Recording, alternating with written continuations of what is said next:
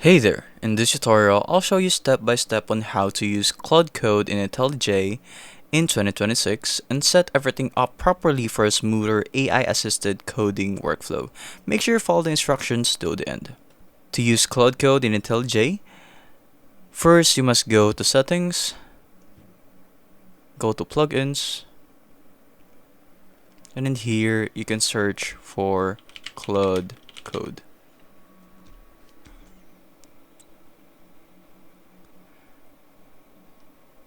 And now you can install the Claude Code beta. Accept. After installing it, click OK. And there we go. And there you would see a Claude Code icon here.